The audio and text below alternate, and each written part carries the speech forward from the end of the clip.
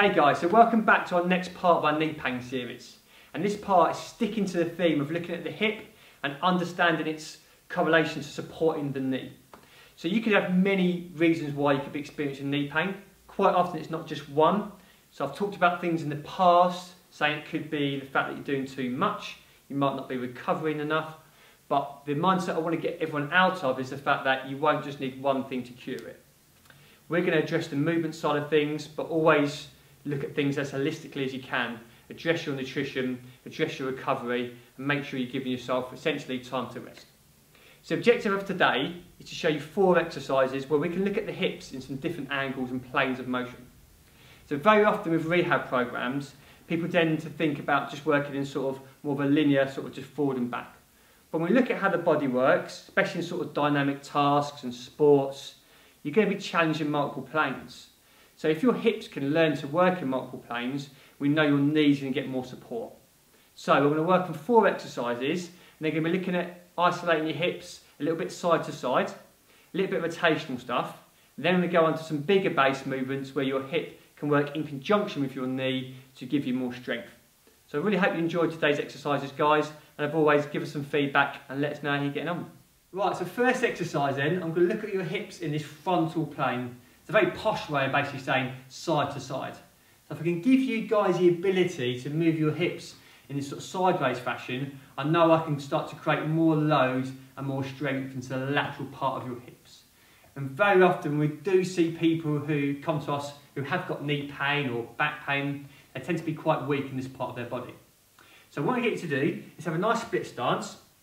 So in this case, my right leg is going to be forward. I'm going to be quite upright, and my sort of torso is going to drive to the left-hand side, and that's going to cause, hopefully, my hip to sort of push out laterally.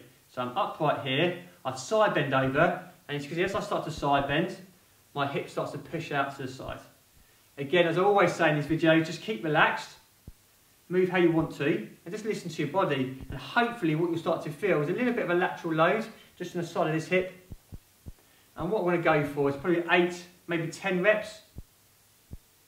And once I've done that, I'm just going to show you how it looks from the side as well, guys. So, still sticking to that right side.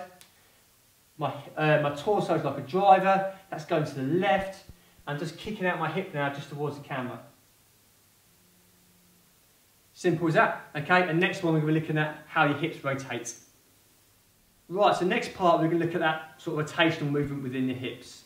So again, I'm going to put you into a split stance. Just before I do, I'm just going to quickly explain why a lot of these exercises are in a split stance. So quite often people get knee pain on one side or another. So we tend to be looking upstream towards that. And very often there's a little bit of what we call asymmetry. So one side might be working a little bit better, one side might be just maybe a little bit stiffer, maybe a little bit weaker. So we just need to create a little bit sort of self-awareness in our clients to, for them to understand what's going on with their body. So we tend to find the split stance gives you guys and gives our clients the ability to actually understand what's going on at either side of their body.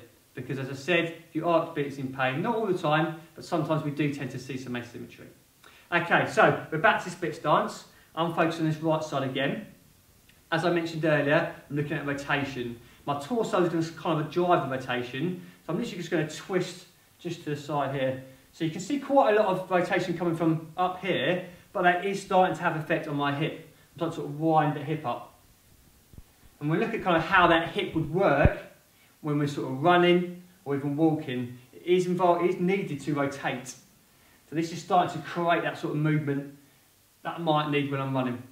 Show you how to look from the side as well, just so you get some different perspectives. So right side, upright again, my torso is driving my hip, just like the last exercise, and I'm just rotating through. Some people feel a bit of a stretch into the hip, some people don't. But the goal, guys, is just to create that movement. Okay, you can see I'm looking at the camera as I'm talking to you guys. I'll probably just say keep your head facing forward, looking straight ahead. Tends to work really well because we're starting to sort of recreate a little bit how your body would work in real life. Okay, next 2 exercises coming up are going to be a bit more dynamic, so you might need to give yourself a little bit more space. But what I'm always trying to do for you guys is keep it home workable. So just using your body, and again, space you can create at home.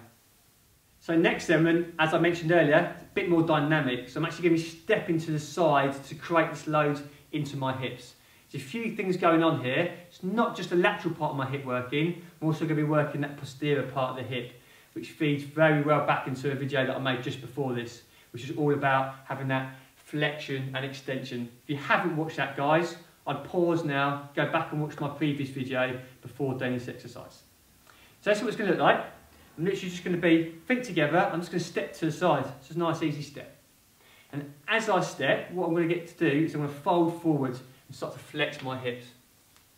Step and flex. What we quite like a lot of our clients to do is if they're trying to create, or we're trying to create more awareness at the hips, we actually get them to have their hands on top here, so they've actually got a bit more sort of feedback.